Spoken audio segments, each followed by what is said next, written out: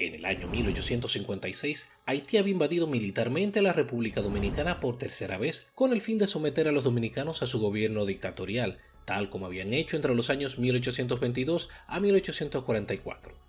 No obstante, ante su avance los dominicanos le plantarían frente, lo que daría como resultado una serie de batallas verdaderamente épicas donde el coraje y la bravura marcaron la diferencia, siendo la batalla librada en las llanuras de Sabana Larga y Jácuba la última, pero también la más sangrienta y brutal de las contiendas sostenidas entre haitianos y dominicanos durante esta campaña militar. Los detalles ya se los daré a continuación. Bienvenidos a Crónica 105, donde hablamos de historia dominicana. El día de hoy conoceremos cómo fueron los acontecimientos que desencadenaron en lo que fue la batalla de Sabana Larga y Jácuba en la provincia de Jabón, último enfrentamiento militar entre haitianos y dominicanos, el cual es considerado por los historiadores de ambos países como el más sangriento de las tres campañas de invasión militar haitiana en contra de la República Dominicana. Lo que vendrá a continuación será interesante, por lo que, si quieren saber más, tomen asiento y disfruten del espectáculo.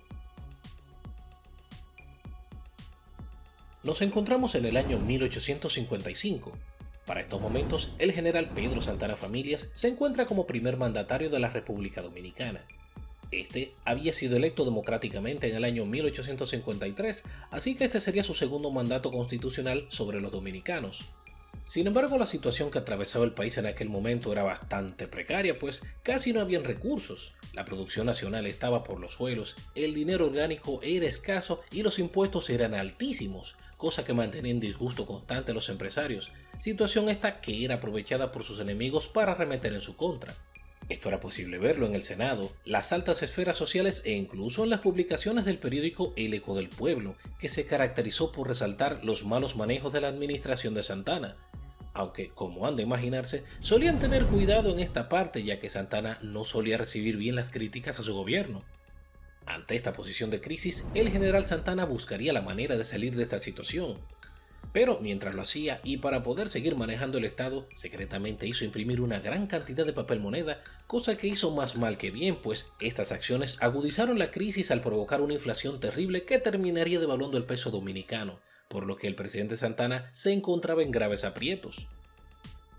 Como las cosas no pintaban nada bien, Santana haría esfuerzos en buscar financiamiento internacional. Fue así que tras un breve tiempo había concertado con el gobierno de los Estados Unidos de Norteamérica un denominado Tratado de Amistad, Comercio y Navegación, mediante el cual Santana entregaba en manos de los norteamericanos los terrenos de la bahía de Samaná, terrenos por los cuales los norteamericanos le pagarían una jugosa cantidad a Santana, la cual le sacaría del apuro económico en el cual estaba metido. Desde luego, tras conocerse el asunto, toda la República Dominicana tronó en contra de este tratado ignominioso. Desde el más pobre hasta el más adinerado manifestó su desprecio por esta propuesta, pero no solo las personas sino también los grupos de poder y el empresariado no estaban de acuerdo con esto, e incluso otros países como Francia y España, quienes, tras saber que perderían influencia en el Caribe si este tratado se cerraba, alzaron su voz en contra de este adefesio. Fue así como todos se volcaron en contra de Santana y su propuesta.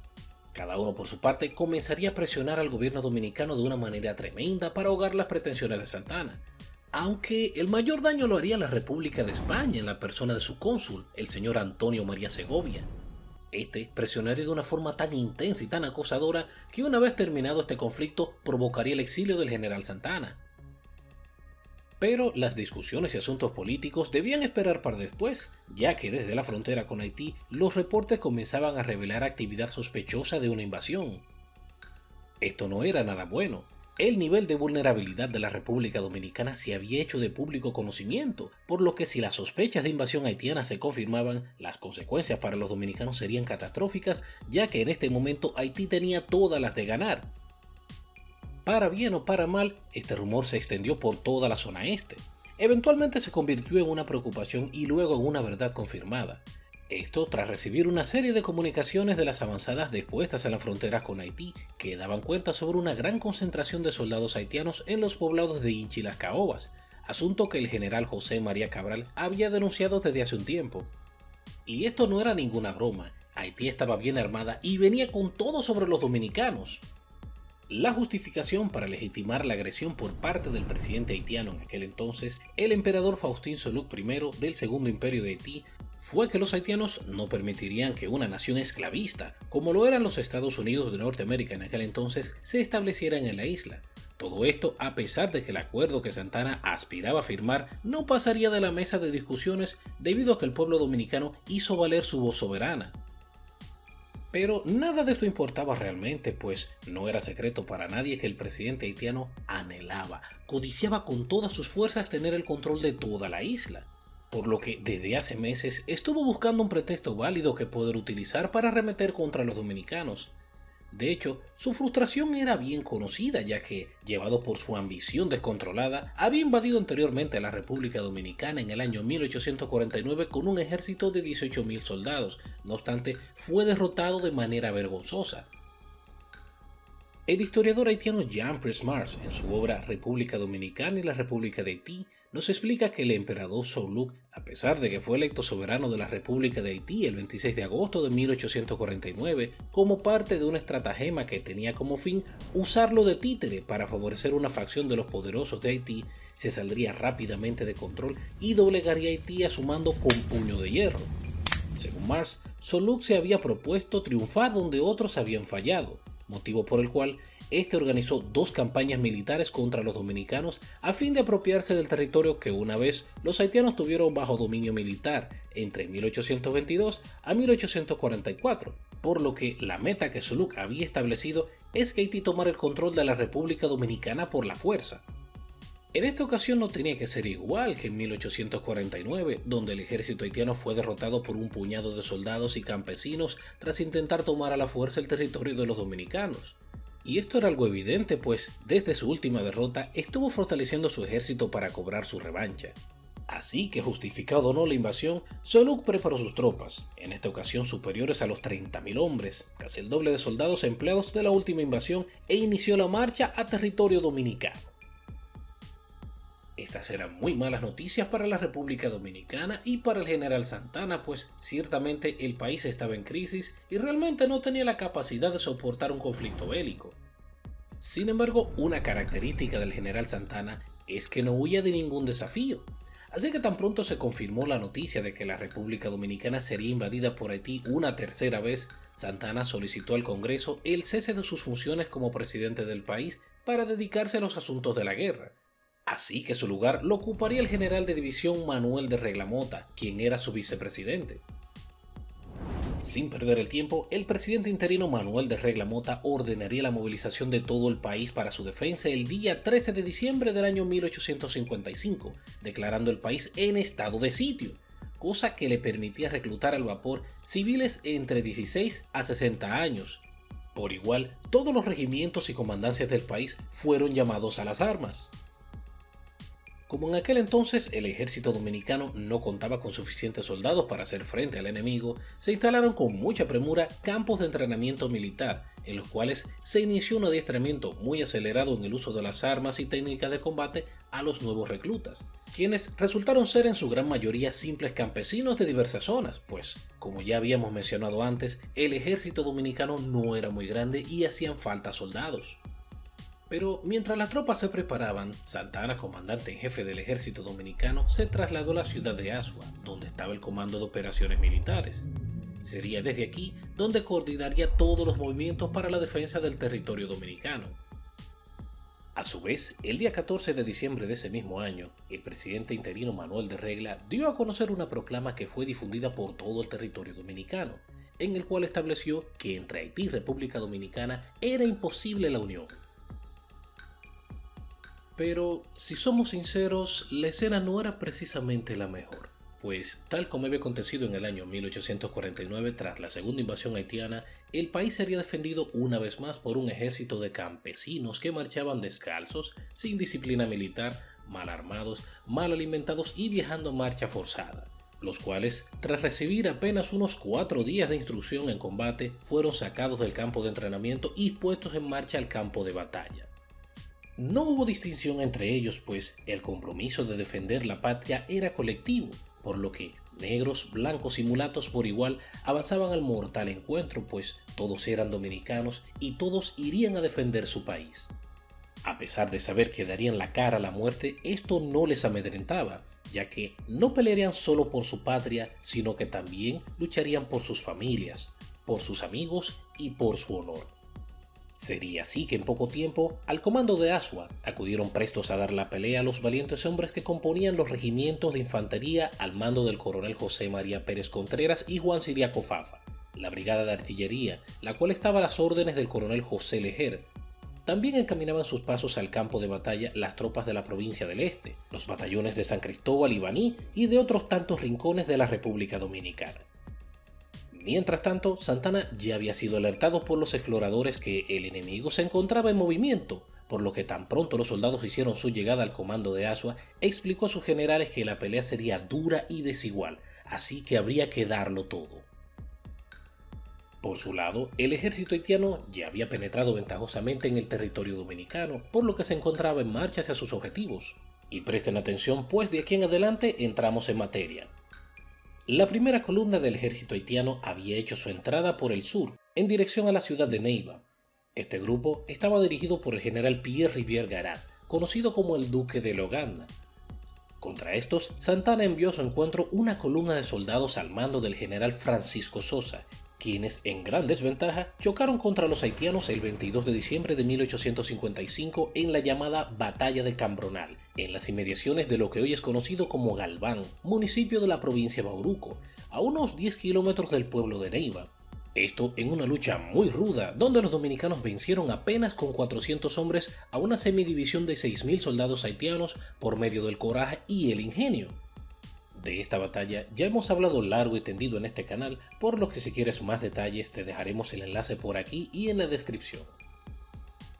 La tercera columna de soldados haitianos, en la cual se encontraba personalmente el presidente haitiano Faustin Soulouque, hizo su entrada a territorio dominicano por la provincia de La Piña. Este frente de avance estaba comandado por el general haitiano Antoine Pierrot, a quien el mismo presidente Soulouque había galardonado con el título de Noble Duque de Tiburón. En contra de estos, el presidente Santana envió una columna de soldados al mando del general Juan Contreras para defender la posición de las Matas de Farfán. Sin embargo, estos últimos, tras chocar con los soldados haitianos, fueron derrotados, así que debieron retirarse de esa posición. Más tarde se reagruparían integrándose a las fuerzas del general José María Cabral, quienes inevitablemente chocaron de manera titánica contra las fuerzas haitianas el 22 de diciembre de 1855 en la sabana de San Tomé, provincia San Juan de la Maguana, donde 4.500 soldados dominicanos lograron vencer 12.000 soldados haitianos en una lucha sangrienta y despiadada, donde el valor y la astucia fueron llevados al límite. De esta batalla también hemos hablado largo y tendido en este canal, por lo que si te interesan los detalles más acabados de esta pelea, te dejaremos un enlace por aquí y en la descripción. Ambas batallas, Cambronal y San Tomé, fueron libradas el mismo día 22 de diciembre de 1855, siendo este el motivo por el cual en la historia dominicana a estas se le conocen como las batallas gemelas, debido a que la estrategia de los soldados haitianos era atacar al mismo tiempo las ciudades de Neiva y Las Matas. Sin embargo, la historia de la segunda columna de avance haitiana que entró por el norte, específicamente por la provincia de Jabón, es algo distinta. Este frente estuvo al mando del general haitiano Paul de Cayet, conocido como el Conde de Jimaní. A este también le acompañaban los generales Cayemit y Propet. Esta sería la última columna en ser enfrentada, la cual chocaría de frente contra las fuerzas del general dominicano Juan Luis Franco Vidó el 24 de enero de 1856 en las llanuras de Sabana Larga y Jácuba, es decir, casi un mes después de haber sido vencida la primera y tercera columna de avance haitianas el 22 de diciembre de 1855. Es a partir de este punto donde comienza realmente nuestra narrativa. El año 1855 había concluido con dos grandes victorias dominicanas sobre los haitianos, sin embargo aún no se debía cantar victoria, pues la última de las columnas de invasión enviadas por el presidente Soulouque se encontraba aún en suelo dominicano. Las tropas que Santana había enviado desde el comando de Azua habían resultado victoriosas en los encuentros de Cambronal en Neiva y en la sabana de San Tomé en San Juan de la Maguana, por lo que ahora era el turno de defender a los soldados dominicanos del Ejército del Norte, quienes tenían a su cargo la posición de la provincia de Jabón. Esta tarea quedó a cargo del general Juan Luis Franco Vidó, quien antes de efectuarse la invasión de los haitianos de 1855 desempeñaba funciones como gobernador de la ciudad de La Vega y quien había sido requerido por el general Pedro Santana para relevar sus funciones al también general José María López como comandante en jefe del Ejército del Norte. Este tendría como segundos al mando a los comandantes Pedro Florentino y Lucas Peña. Para el encuentro en Dajabón, los números no serían nada parejos, ya que la columna de avance haitiana constaba con dos divisiones que en conjunto sumaban unos 9.000 soldados, aunque posiblemente desde Haití le fuesen enviado como apoyo muchos de los soldados que cruzaron la frontera con Son Luc tras la derrota en Saint Tomé, probablemente usando la ruta que llevaba por Juana Méndez para disminuir el peligro y el tiempo, pues históricamente el cuerpo de ejército haitiano que invadió la República Dominicana en el año 1855 estaba compuesto por varias divisiones que sumaban aproximadamente unos 30.000 soldados. Por lo que, si tomamos en cuenta el hecho de que los haitianos emplearon unos 8.000 soldados en Neiva y Cambronal y 12.000 en Saint Tomé, el tamaño de la división del general haitiano Paul de Cayet en un principio sería de unos 10.000 hombres.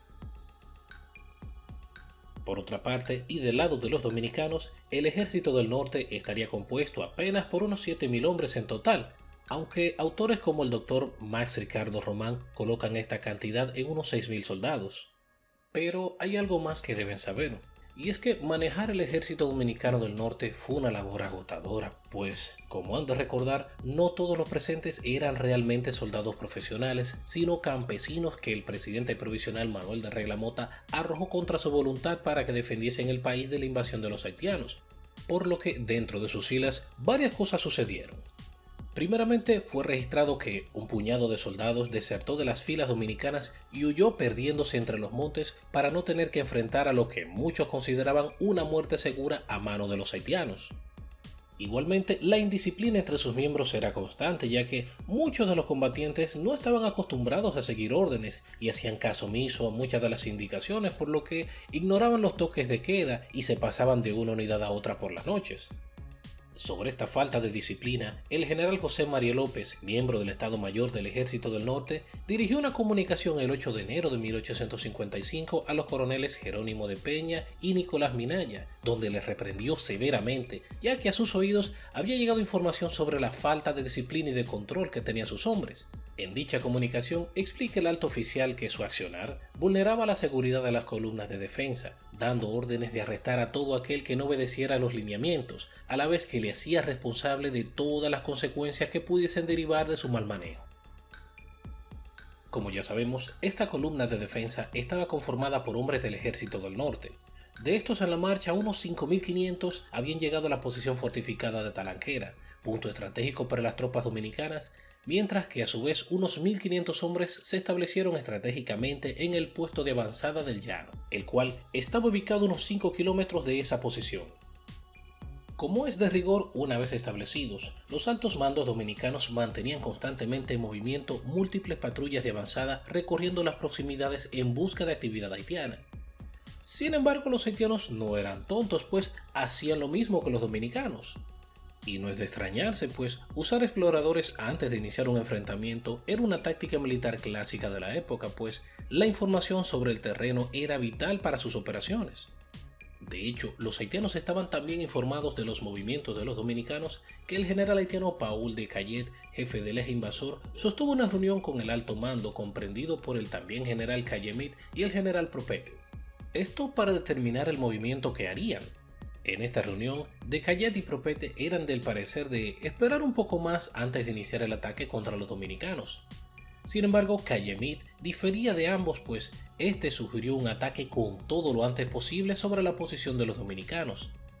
Ante esta disyuntiva, consultaron sobre el asunto con el presidente Son Luc, quien les ordenó enérgicamente iniciar su ataque al amanecer.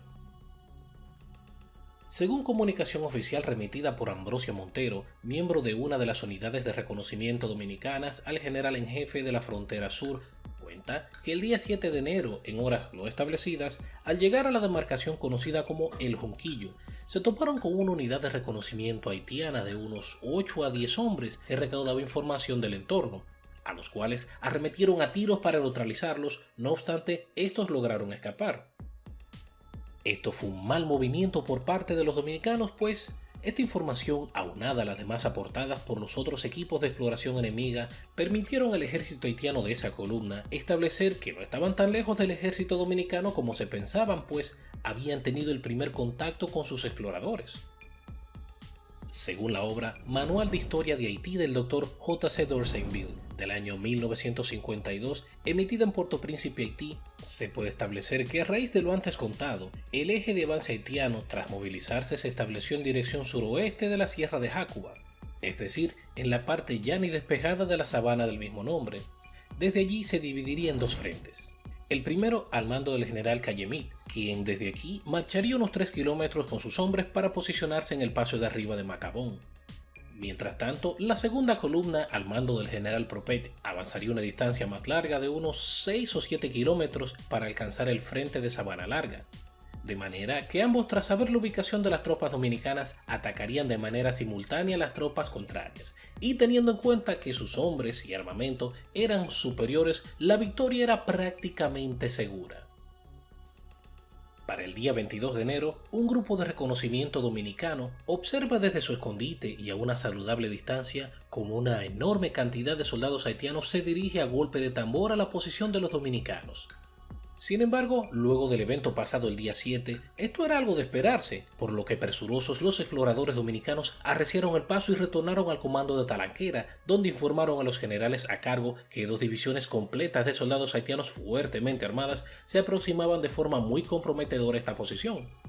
De hecho, el avance de las columnas haitianas fue tan firme que habían llegado al suroeste de la sabana de Jácuba, posiblemente al momento en que los exploradores dominicanos daban parte a los comandantes de puesto en Talanquera. Como habíamos dicho anteriormente, esto era algo que se veía venir, así que prestos y veloces, el 22 de enero de 1856, los soldados dominicanos prepararon sus armas, ensillaron sus caballos y partieron al encuentro con los haitianos, saliendo de la comandancia a las 6 horas de la tarde. Previo a la marcha, el general Juan Luis Franco Vidó establecería el orden de avance del ejército dominicano, al dividir los hombres en 3 columnas, sobre las cuales colocaría oficiales a su cargo, organizándolos de la siguiente manera. El a la izquierda del ejército quedó al mando del general Manuel Jiménez, un oficial metódico y calculador quien había tomado parte activa en el año 1844 en la causa separatista en la ciudad de Santiago junto al general Juan Luis Franco Vidó, Manuel Román, Domingo Pichardo, la familia Valverde, entre otros. Este tuvo bajo su mando los coroneles José Hungría y Antonio Batista, ambos oficiales tácticos y duchos en la materia. Dicha columna se ubicó en la orilla escarpada del paso de arriba de Macabón, a unos 6 o 7 kilómetros al oeste.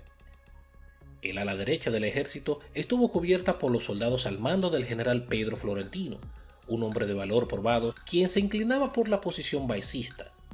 Este había sido requerido por el general Pedro Santana desde la capital para que prestara sus servicios en el ejército del norte. Más adelante, durante los gobiernos de Buenaventura Báez, sería designado como gobernador de la ciudad de La Vega. Junto a él, en esa misma formación, se encontraba el también general Lucas de Peña, un hombre valiente a quien no le importaba ensuciarse las manos. Este solía residir en Guayumín, aunque se rumoreaba que era oriundo de la capital. Más adelante, este sería uno de los responsables de ejecutar el movimiento que apresó a los haitianos en una trampa mortal. Finalmente, en el centro de la formación se encontraban los valientes hombres del Regimiento de Santiago, comandados por el veterano general Fernando Valerio, un hombre de carácter razonable quien, antes de ocurrir esta invasión, desempeñaba funciones como general de la frontera noreste. Iniciadas las operaciones en contra de la República Dominicana, Valerio estuvo al mando del fuerte de Manga, pero por conveniencia y estrategia este quedaría en desuso, siendo trasladadas las funciones operativas al campo atrincherado de Talanquera, lugar que era más amplio y estaba mejor fortificado. Según los apuntes del coronel José Desiderio Valverde, quien pertenecía a esta línea de formación y quien al final de esta contienda sería ascendido al grado de general de brigada, cuenta que este apartado del ejército constaba con 13 compañías de infantería, 4 de artillería. El regimiento contenía 730 plazas y la compañía de artillería 100, básicamente en un total de 1130 plazas. Constituidos de esa manera, el ejército del norte emprendió la marcha a paso firme. No obstante, la noche pronto se les vino encima, puesto habían emprendido el viaje a las 6 de la tarde, por lo que fue necesario que los hombres descansaran, siendo así que los soldados que formaban parte del ala del centro y de la derecha se juntaron a una sola columna, pasando la noche del día 22 de enero en el tercio medio occidental de la vecina Sabana Larga, cerca del arroyo de Macabón. Esto en su paso bajo, un buen lugar para dormir, teniendo como plan reemprender la marcha a las primeras horas de la mañana. Sin embargo, esa noche las lluvias hicieron acto de presencia. Ciertamente era el interés de ambos ejércitos resolver este problema al día siguiente. No obstante, las lluvias fueron abundantes, por lo que éstas saturaron el suelo de aquel lugar y de las zonas circundantes, convirtiendo los caminos en grandes lodazales.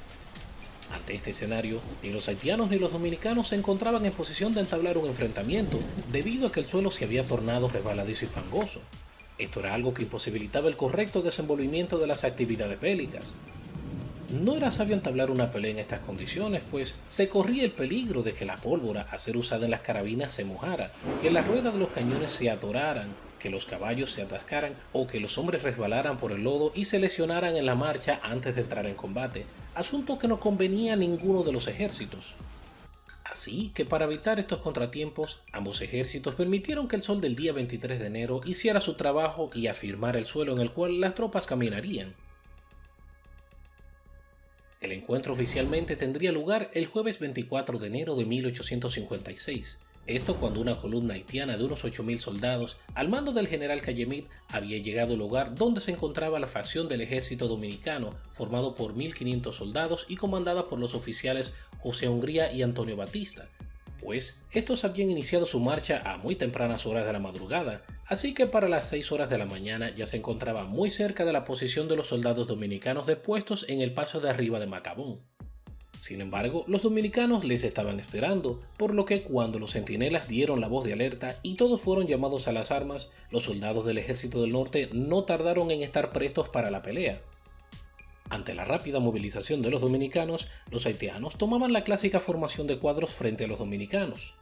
Todo estaba listo. La tensión que se podía sentir en el ambiente era extraordinaria. Un silencio funesto se adueñó del momento. Este solo fue roto cuando los haitianos tomaron la iniciativa tras hacer el primer disparo. De aquí en adelante, más de 7 horas serían necesarias para que esta pelea llegara a su final. Desde la posición de los haitianos, el fuego de carabina se hizo sentir sobre los patriotas dominicanos, quienes, ante el ataque, devolvieron la ofensiva al ejército haitiano. Era obvio que esta batalla sería intensa desde los primeros momentos, pues el intercambio de disparos entre los ejércitos era constante y sin pausa. Cuando un soldado disparaba, otro le cubría mientras este recargaba para atacar otra vez. En aquel momento, el humo de la pólvora se mezclaba con la tenue neblina que cubría el lugar, por lo que la primera parte de este combate sería medida por la potencia de fuego de los combatientes. Sin embargo, el fuego del trabuco haitiano era muy intenso y los dominicanos comenzaban a sentir la diferencia entre el poderío de ambos ejércitos, pues la columna que les atacaba era muy superior en hombres y armamentos a la dominicana. Desde luego, los patriotas no estaban dispuestos a ceder una sola pulgada de territorio a los haitianos. Sin embargo, ante el continuo empuje de fuego del trabuco haitiano que comenzaba a diezmar a los dominicanos, se hizo evidente que conservar esta posición no sería posible, por lo que, superados en número y potencia de fuego, se vieron en la obligación de tener que hacer una retirada estratégica hacia el este, asunto que le llevó sobre los pasos que habían dado el día 22 de ese mes. Raudo como el viento, un mensajero llegaría a avisar al general Juan Luis Franco Vidó, comandante y responsable de las operaciones militares de esta línea de defensa, que la columna comandada por Batista y Hungría estaba siendo superada por los haitianos.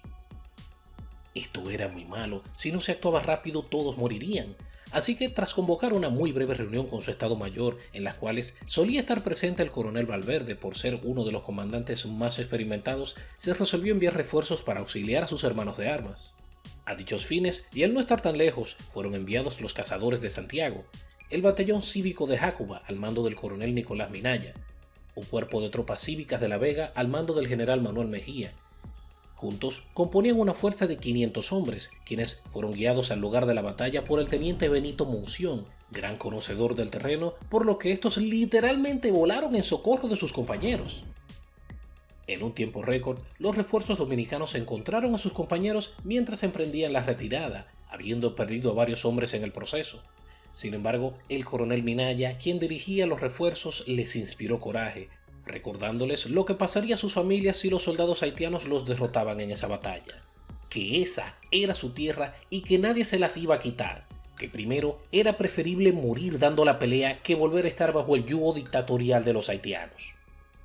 Sería en ese momento cuando los hombres de la vencida ala del ejército dominicano levantaron sus frentes, recobrando nuevos bríos para dar la pelea, por lo que, con la moral en lo más alto, se prepararon para la ofensiva una vez más. No pasó mucho para que el ejército haitiano les diera alcance. Sin embargo, los soldados dominicanos con los que se toparían en esta ocasión tendrían una actitud completamente distinta, ya que se lanzaron en contra de esa sección del ejército haitiano con un ímpetu bestial. ¿Qué era lo que acababa de pasar? Simplemente algo no andaba bien. Esto no parecían los hombres que estaban en retirada hace un momento, pues los soldados dominicanos que eran heridos por los disparos de los haitianos continuaban peleando sin detenerse. En vez de ceder al dolor, este parecía impulsarlos más y más. La rabia se podía ver en sus caras, simplemente no les importaba morir en este lugar. Y ciertamente muchos murieron en esta maniobra. Sin embargo, continuaban avanzando a toda velocidad sobre el enemigo como quien está poseído por demonios. Sobra decir que los soldados haitianos que fueron alcanzados por los dominicanos no llegaron a ver la luz del próximo día. Sería así que mientras las primeras líneas de infantería dominicana se enfrentaban de manera desesperada con la infantería haitiana, las otras filas concentraban sus disparos sobre los oficiales haitianos. Así que ráfaga tras ráfaga, los oficiales haitianos que debían coordinar el ataque comenzaban a caer muertos ante los tiradores dominicanos uno tras otro. Así que no tardaría mucho para que el orden en las filas haitianas se rompiera. Esta fue una brecha que aprovechó la caballería dominicana al lanzarse sobre los soldados haitianos que habían roto la formación. Aquello fue una verdadera locura. Los soldados arremetían, la caballería arremetía, el filo de machete se hizo presente. Para los dominicanos era preferible la muerte que dejarse dominar de nuevo por los tiranos del Caribe. Para este encuentro, los haitianos habían traído consigo piezas de artillería, las cuales cargaban y disparaban a toda prisa para diezmar al grupo de soldados dominicanos que parecía estar poseídos por demonios en pleno combate. Ante esta escena, el teniente Monción, Gregorio de Lora, jefe de una compañía, y los comandantes Juan Suero y Juan Rodríguez, comandantes de otra compañía, se disputaban por ver quién tomaría la pieza de artillería que tenían los haitianos.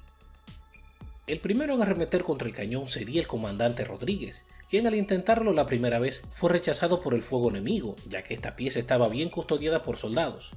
No obstante, este lo intentó una segunda vez, siendo rechazado igualmente. Pero en su tercer intento, esto en compañía de sus hombres, logró romper la guardia que tenía la pieza de artillería, así que tras acabar con sus operarios, este reclamó el cañón para la República Dominicana. Sin embargo, las temeridades suelen tener un precio muy alto. En este caso, durante su tercer intento de tomar la pieza de artillería, Rodríguez fue alcanzado por el fuego de metralla, el cual le desprendió una pierna de un solo tajo, cayendo al suelo muy adolorido. Sin embargo, al no poder incorporarse, fue montado sobre el cañón que había capturado, y en señal de victoria fue conducido sobre el mismo una distancia no especificada por las tropas. Lamentablemente, la celebración debió ser pausada, pues las fuerzas abandonaban a Rodríguez, así que raudos colocaron al oficial en una camilla, siendo retirado del campo de batalla. Más adelante, este moriría producto de esta lesión en el pueblo de Guayubín. La batalla continuaba. A pesar de que el fuego haitiano era intenso, los dominicanos se las habían arreglado para sobrevivir. De hecho, resultaba irracional para muchos soldados haitianos que los dominicanos se lanzaran sobre ellos en actitud suicida, pues a pesar de haberlos herido con sus disparos, estos no caían y se lanzaban mortalmente sobre ellos. Tal era la ferocidad de los dominicanos que luego de un rato en combate y ver que esta actitud fiera no decrecía, las huestes haitianas comenzaron a temer. Este no era un comportamiento normal, a los dominicanos simplemente no les importaba morir en esta pelea. Ante tal escena de irracionalidad salvaje de los dominicanos en la cual habían perdido a más de 60 hombres, los soldados del ejército haitiano comenzaron a retroceder. Los dominicanos al ver esto se abalanzaron aún con más furia sobre el enemigo, quien lleno de pavor emprendió la retirada. Esto era inaudito. Los hombres del general Cayemit estaban en desbandada y desobedecían sus órdenes, pues estos no escuchaban cuando su superior les gritaba que atacasen. El pavor simplemente no les permitía escuchar, y el motivo es que la caballería dominicana, sable en mano y con sus ojos inyectados en veneno, avanzaba sobre las huestes haitianas hiriendo a los soldados enemigos con una letalidad impresionante. pero tras de ellos les acompañaba la infantería, quienes semejante a berserkers rabiosos daban muerte a cuantos soldados haitianos encontraban en su camino. Las escenas fueron simplemente grotescas. Era oficial, los haitianos habían perdido su voluntad de luchar, por lo que la huida desorganizada de esta sección del ejército haitiano fue inevitable. Sin embargo, estos no tendrían las cosas fáciles, pues ahora los perseguidos serían ellos, ya que toda la columna de soldados dominicanos centró sus esfuerzos en perseguirlos y castigarlos por la afrenta de haber invadido el territorio dominicano. En esta batalla, no solo los valientes hombres luchaban cara a cara contra el enemigo, sino que también se pudo encontrar a una feroz mujer dominicana que luchaba como un soldado más para defender a sus hijos de las garras del ejército haitiano. Su nombre era Petronila Gau, oriunda de Montellano, Sabaneta. Esta se encontraba en medio de esta sangrienta lucha, empujando junto a los hombres a los haitianos a cada paso fuera del territorio dominicano. De hecho, el empuje de los dominicanos fue tan feroz y tan brutal que los haitianos abandonaron el campo de batalla espantados. Fue así como los dominicanos se proclamaron como los vencedores del enfrentamiento en la sabana de Jacuba.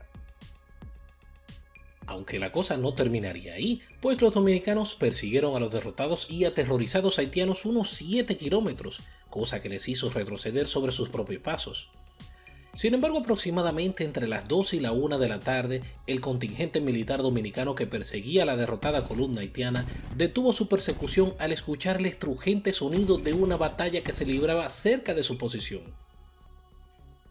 Supongo no les había contado, pero la acción estaba por todas partes, pues durante los eventos de este día, exactamente a las 9 de la mañana, la otra columna haitiana que dirigía el general Propet había atacado a los soldados dominicanos que se encontraban posicionados en Sabana Larga, por lo que se había entablado un tiroteo cerrado desde tempranas horas de la mañana. A diferencia de los otros generales haitianos que penetraron en territorio dominicano, Propet era un hombre de quien se debía tener cuidado. Su mente calculadora era semejante a una filosa navaja, ya que sus maniobras y estrategias siempre solían ser efectivas, por lo que este descargó en contra de los dominicanos una ofensiva brutal que fue la responsable de muchas de las bajas y heridos que ese día sufrió el ejército dominicano. Propet era consciente que tenía la ventaja de los números y del armamento, así que había ordenado a sus hombres concentrar sus ataques en puntos clave, por lo que ante este rudo empuje los dominicanos comenzaron a verse en serios aprietos. Sin embargo, los comandantes dominicanos responsables de este tramo de la defensa, conscientes que eran superados en números y armamento, le tendrían una sorpresa esperando a los haitianos. Y es que, mientras la primera línea de sus hombres se enfrentaba contra los haitianos, varias líneas de la retaguardia se distanciaron una distancia bien planeada y prepararon una emboscada muy brillante.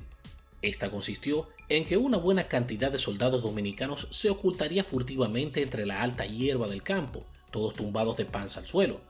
Esta posición la dotarían colocando soldados en la posición del centro, pero también fueron colocados soldados que usaban este mismo camuflaje boscoso en el flanco derecho e izquierdo, tomando la clásica posición de herradura, asunto que provocaría un fuego cruzado de múltiples direcciones. A su vez, la impaciente caballería, unidad decisiva para poner fin a este enfrentamiento, se ocultaría entre los arbustos de las cejas del monte en los confines de la margen este de la posición, mientras que las piezas de artillería con la que contaban los dominicanos fueron camufladas con múltiples arbustos, de modo que el enemigo no les vería hasta que fuese demasiado tarde. A la orden, la primera línea que enfrentaba a los haitianos, la cual estaba siendo severamente machacada, retrocedió hacia el lugar preparado para la emboscada, por lo que los haitianos, al ver que los dominicanos emprendían la huida, se sintieron victoriosos. Era solo cuestión de tiempo para que los dominicanos sucumbieran ante la estrategia del general Propet, por lo que, seguros de su victoria, fue ordenado persiguiesen las tropas dominicanas. Así fue como tras los dominicanos, la infantería y la caballería haitiana emprenderían la persecución. Sin embargo, al llegar a la posición designada se revelaría la sorpresa. Nadie esperaba un movimiento tan audaz, pues este lugar sería la tumba para muchos de los invasores.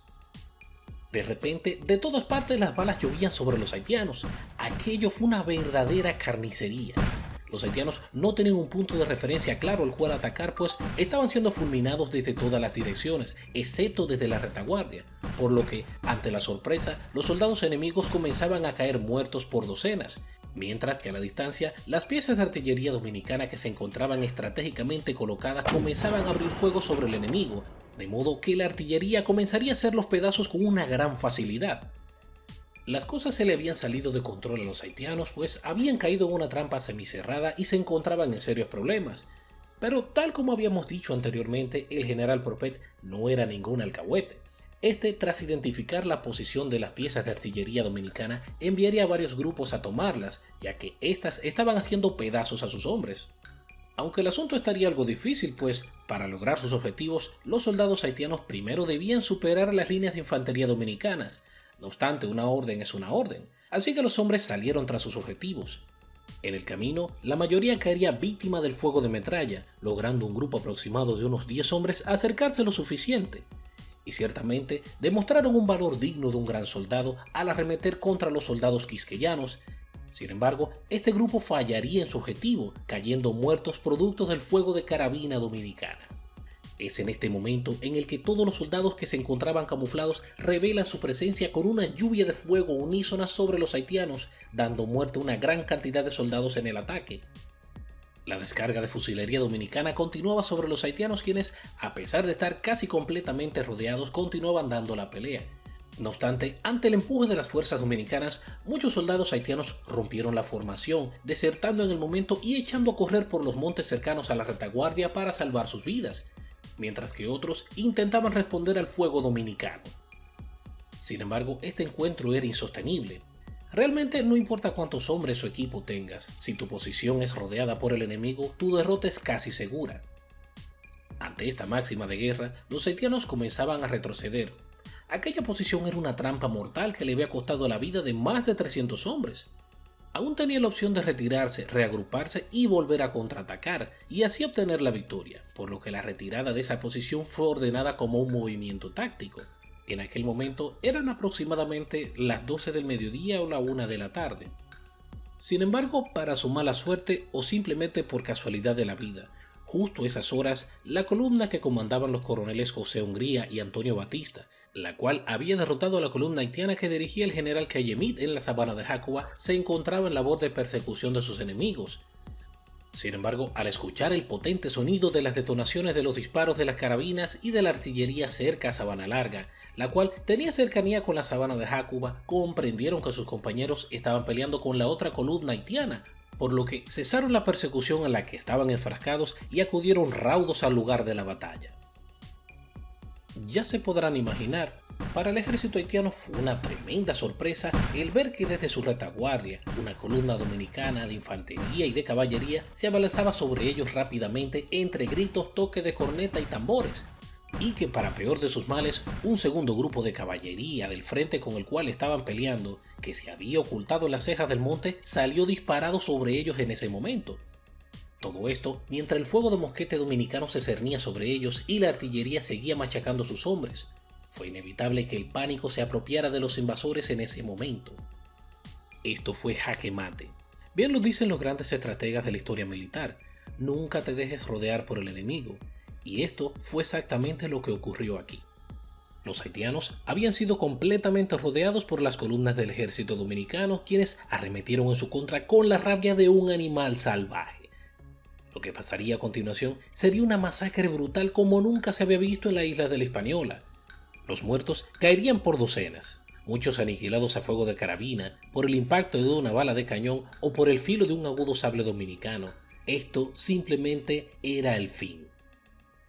Para los haitianos, la esperanza se había perdido, así que para salvarse, muchos soldados haitianos se replegaron pavorosos en todas las direcciones con la esperanza de confundir a los dominicanos y poder escapar. Sin embargo, la caballería les perseguiría entre los montes, dando muerte en el proceso a muchos de ellos, mientras que otra parte del ejército haitiano que se las había ingeniado para escapar sin haber desertado fue perseguido a una larga distancia por las guerrillas que se habían activado en toda la zona, pero no dejando de ser perseguidos por el ejército dominicano.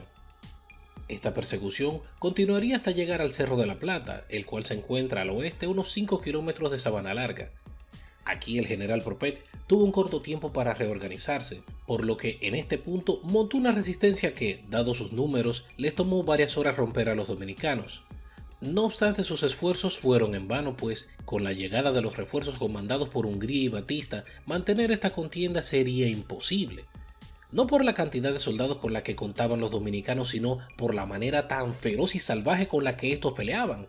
Así que los fines de no desperdiciar inútilmente la vida de sus hombres, Propet ordenó la retirada.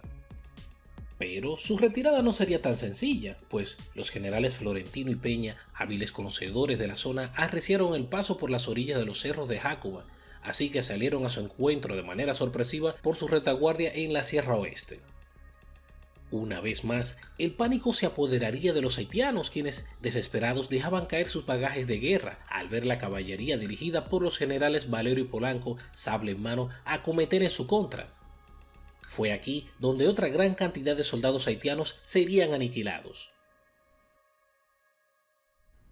El historiador dominicano José Gabriel García describe esta parte de la persecución como una de las más sangrientas, pues los dominicanos ocasionaron una horrible mortandad a sus enemigos, por lo que se vieron obligados a emplear la huida de una de las formas más desastrosas que se ha visto en todas las campañas militares haitianas, dejando caer sus armas, municiones y cuanto bagaje militar llevaban con ellos. De hecho, la persecución fue tan cruenta que el enemigo fue empujado a punta de sable y disparos hasta la zona de Juana Méndez, acosado continuamente por las guerrillas dominicanas durante todo el trayecto. Una vez allí, cesaría la persecución de los mismos, así que tras cruzar la frontera hacia Haití, muchos soldados haitianos se sintieron aliviados, pues no era el estilo de los dominicanos invadir tierras ajenas. Y de hecho tuvieron razón, ya que las tropas dominicanas se detuvieron del otro lado de la frontera, mientras le gritaban a los haitianos para que volvieran y terminaran la pelea como hombres, ya que todo el ejército dominicano estaba eufórico. Largo rato pasaron los dominicanos observando a los haitianos retirarse desmoralizados mientras se adentraban en su propio país. La misión había sido cumplida, por lo que las tropas dominicanas retornaron victoriosas en eso de las 4 de la tarde al campamento de Sabana Larga. Era un hecho innegable que Haití había perdido nuevamente y por tercera vez no solo una batalla, sino que también la guerra en contra de los dominicanos. Al finalizar el día, la escena que se podía apreciar era sin duda alguna la más cruenta de todas las campañas. Por toda la vastedad de la sabana de Jácuba, Sabana Larga y sus zonas aledañas, era posible ver decenas y decenas de cadáveres de soldados haitianos que habían perdido la vida en pos de las ambiciones de Soulouque. Estos más adelante serían recogidos por los soldados dominicanos. Un entierro digno era lo menos que podían recibir. Mientras los cuerpos eran colocados uno al lado del otro, el capellán del ejército, el presbítero Dionisio Moya, quien se vio obligado a tomar parte en este conflicto durante el calor de la batalla, rezaba por gracia de Dios una plegaria para las almas de los hombres que habían caído, tanto para los haitianos así como para los dominicanos que habían muerto en esta contienda. Quizás su pensar en aquel momento fue: ¿por qué tenemos que llegar a esto? Estos soldados haitianos perdieron su vida por la ambición desmedida de quien debió protegerlos. ¿Por qué tenemos que dar nuestra vida por la codicia de otros? Los números de las bajas registradas en este evento han sido los más altos de todas las batallas llevadas entre haitianos y dominicanos. Según comunicaciones oficiales, se estableció que luego del evento, la cantidad de bajas haitianas rondaba por encima del millar, aunque más adelante la cantidad total de bajas enemigas superaría los 1500 muertos. Esto debido a que muchos de los heridos en la batalla no lograron reponerse de sus heridas mortales y murieron poco tiempo después, mientras que otros tantos fueron aniquilados por la caballería mientras intentaban huir. Por otra parte, la cantidad de heridos en el ejército haitiano no llegó a ser establecida de forma concreta. Sin embargo, explica el Dr. Llenas en sus escritos que la cantidad de heridos superaba las de sus muertos. Mientras tanto, del lado de los dominicanos hubo mucho que lamentar, pues este enfrentamiento cubrió de luto tanto a Haití así como a la República Dominicana.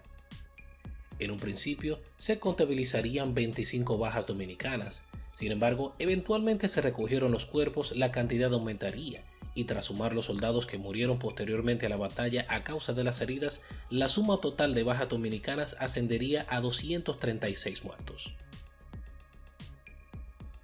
En esta contienda fueron reconocidos por su gran valor y coraje el coronel Jerónimo Peña, quien fuese ascendido al grado de general de brigada gracias a sus teméricas acciones en el campo de batalla, las cuales inculcaron el valor a sus hombres para darlo todo en la pelea. Lamentablemente, debido a la gran cantidad de heridas que este recibió y a la gravedad de las mismas, fallecería poco tiempo después, el día 20 de febrero de 1856. Igualmente, fue reconocido el teniente Benito Monción por su intrepidez, su valor y aportes hechos durante este combate, por lo que este fue elevado al grado de capitán.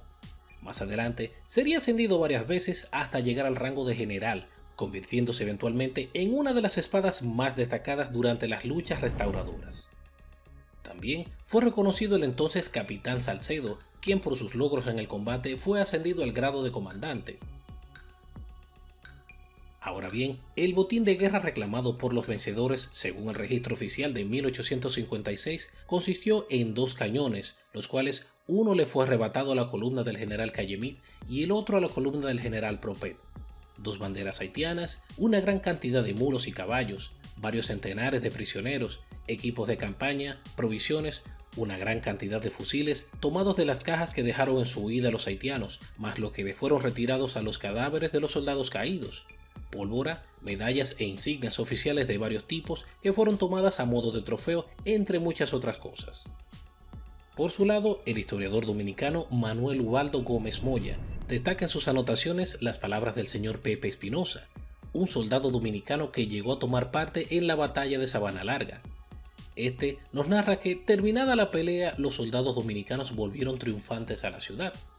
A la llegada de las tropas, tal cual habían hecho con el coronel Rodríguez en la batalla, al general Mejía, sus hombres lo trajeron montado sobre una culebrina o cañón largo que estos habían arrebatado a los haitianos en la pelea, siendo victoriado por los soldados y las personas del pueblo durante todo el camino del recorrido.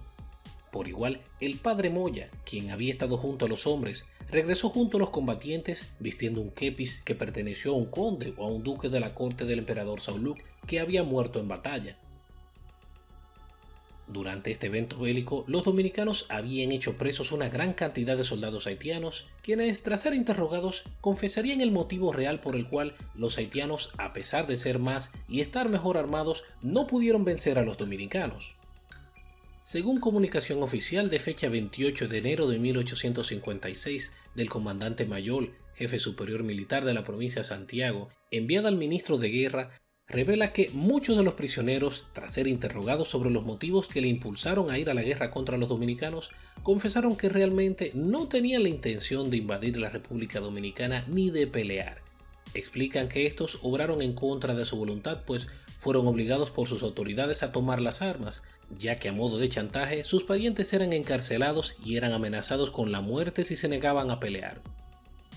También confesaron que odiaban al presidente Sauluk, pues producto de las derrotas sufridas en Cambronal y San Tomé en su retirada y antes de llegar a Haití, había hecho matar a varios de los generales haitianos que le acompañaban en esta campaña, pero que una vez tan pronto llegó al poblado de Juana Méndez, demarcación haitiana que hace frontera con Dajabón, hizo fusilar al coronel Beliar y al general Dessalines Hijo, todos hombres muy queridos por el pueblo haitiano, a quienes hizo matar sin siquiera haber tenido un juicio justo. Por igual, también hizo salir a muchos coroneles y soldados de la formación a quienes hizo fusilar por simple capricho. Pero, ¿qué tan veraces son estas declaraciones? Según el historiador haitiano Jean-Pierre Mars en su obra República Dominicana y la República de Haití, describe al presidente Sauluk como un hombre sanguinario, quien apenas se hizo con el mando de Haití, hizo correr la sangre por las calles. Este no soportaba le llevaran la contraria y sus designios eran completos, por lo que había obligado a muchos a luchar en contra de su voluntad y aquellos que se negaban eran apresados, castigados o terminaban muertos. Aunque, como ya sabemos, estas derrotas traerían consecuencias muy graves para Sauluk, ya que este fracaso le haría ganar muchos enemigos en Haití, quienes al final terminarían poniéndose de acuerdo, por lo que en el año 1859, y ya harto el pueblo haitiano de las crueldades de Sauluk, este sería derrocado militarmente por el general Fabre Geffrard, justo para los meses en que este iniciaba los preparativos para una nueva campaña militar en contra de los dominicanos. Esta fue la última batalla armada que sostuvieron la República Dominicana y la República de Haití. Sería a partir de este evento que costó tanta sangre innecesaria que los haitianos comprendieron que la República Dominicana era una nación que no se doblegaría ante ellos y que no importaba cuántas veces le invadieran con ejércitos poderosos, los dominicanos siempre le darían la pelea. Un día como hoy, recordamos a esos aguerridos hombres que lucharon valientemente y ofrendaron sus vidas durante esta batalla para que los dominicanos podamos ser una nación libre y soberana. Aquellos que lo dieron todo para que las ideas de fe, igualdad y justicia del padre fundador permanezcan en alto en el corazón de cada dominicano.